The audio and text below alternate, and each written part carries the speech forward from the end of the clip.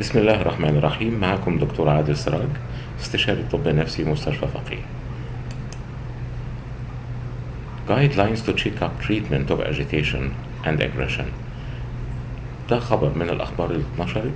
Arrested at hospital just for wanting to be by his partner's side. Not okay America. إيه اللي حصل في الحادثة دي؟ حوادث agitation. Ladies and gentlemen, we have just reached our cruising altitude of 32,000 feet, and we hope you enjoy our in-flight movie. Miss, how are we doing on that headset? I'll be right there, sir.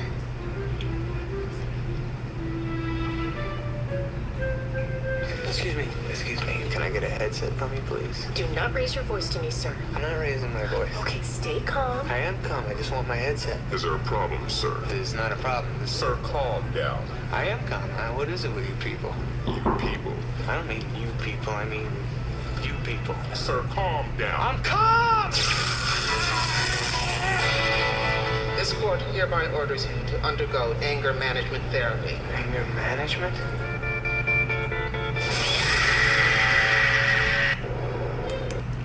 This funny clip we watched in anger management movie, and how to deal with the anger in different situations and in different places.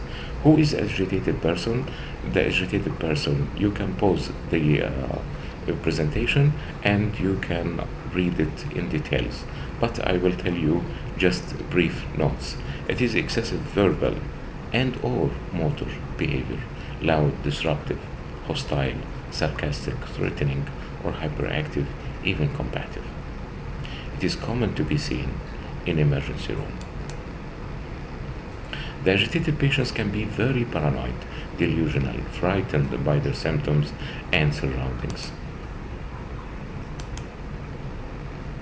The medical causes of violence and aggression could be due to head injury, substance abuse, underlying mental illness, hypoxia, metabolic disturbances, sometimes infections, also hyperthermia, seizures, and due to vascular reasons. The risk factors for sudden related violence in younger age, it is male, lower income, history of violence, past juvenile detentions, and history of physical abuse by parent or guardian. If there is substance dependence, it is very high risk for agitation and aggression in hospital situation.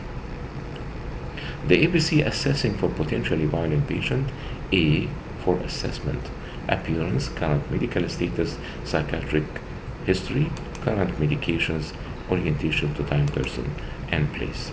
The physiological: if it is flushed skin, dilated pupils, shallow rapid respiration, excessive respiration.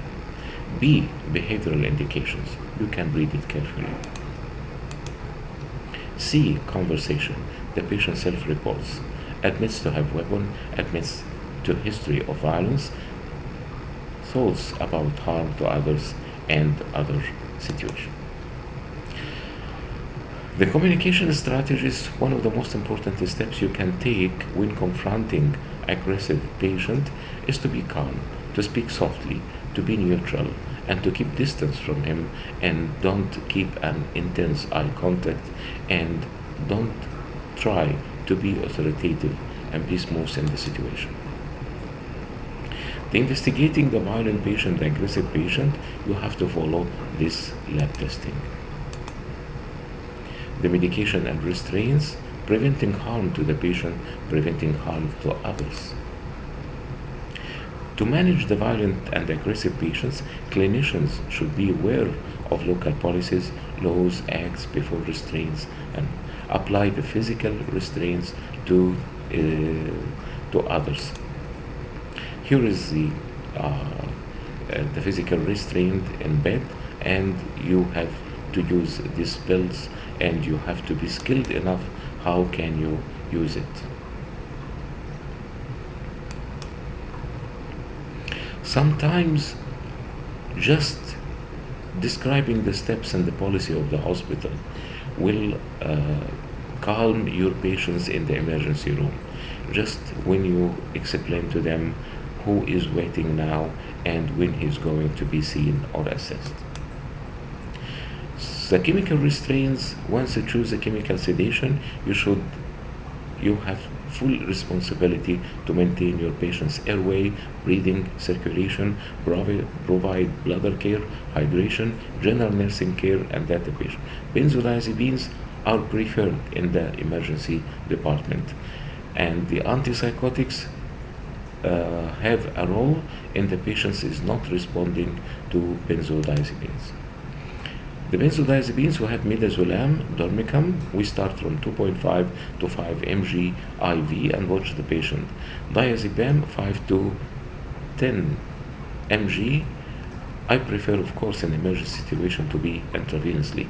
Lorazepam 1 to 2 mg intravenously in emergency situation. The antipsychotics, we use haloperidol and we use olanzapine.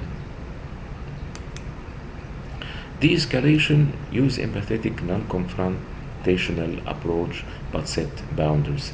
Listen to the patient, but avoid giving opinions on issues or grievance beyond your control. Here is how to physically restrain the patient. Sometimes the on-call attitude service in the hospital is angerogenic or aggressivogenic. Sometimes the attitude of the one who answered the phone makes the audience very angry with the hospital policy. Watch your body language. These are the highest functions of the brain: orientation, attention, concentration, memory, and thinking. And these are the brain functions and the mental functions. If any one of these is disturbed, the patients can move into aggression. Stand tall with shoulders back. This is a verbal language to deal with aggressive patient. Keep your hands out of your pocket. Don't provoke your patient. Don't put your hands on your hips. Use a sincere smile to denote warmth and friendliness. Look at the eyes of the person. Don't wring your hands. Move with confidence and purpose. Don't drag or shuffle your feet. Of course, if you are well dressed, you can succeed. Although informality is trend in many workplaces, remember that workplace is not your home. It may not be completely fair, but people do judge you by the way you dress.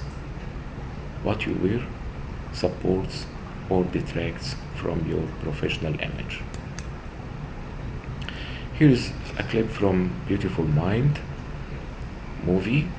All of us, we know it, in the hospital scene when the patient is strapped and he admits his hallucinations and auditory hallucinations experience. We will watch how the patient becomes aggressive.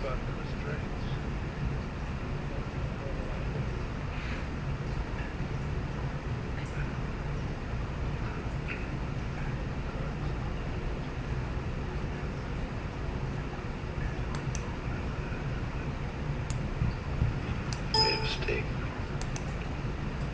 My work is not a military application. Which work is that, John? I don't know anything. It's no good keeping secrets, you know.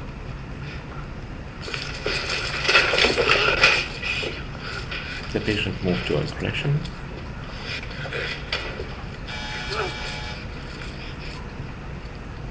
And here is a hallucinatory experience. There is no one existent. Charles? I didn't mean to get you involved in this. I'm sorry.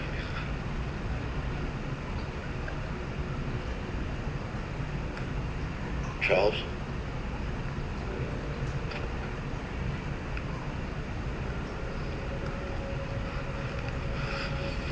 Prodigal roommate revealed. Saw my name on the lecture slate. You lying son of a bitch! Who are you talking to? Tell me who you see. How do you say Charles Herman in Russian? No one there, John. He's right there. He's right there. Stop. I don't know anything. Stop. I don't know anything. My name is John Nash. I'm being held against my will. Somebody call the Department of Defense. My name is John Nash. I'm being held against my How will. Paul is a psychotic patient. We should be aware of this. Thank you, and I'm sorry if I recorded the lecture very quick, and you can pause it at any time and you can read your slides carefully. Thank you very much for your attention. Be with you Dr. Adel Sarag, Dr. Adel Sarag, مستشفى فقيه.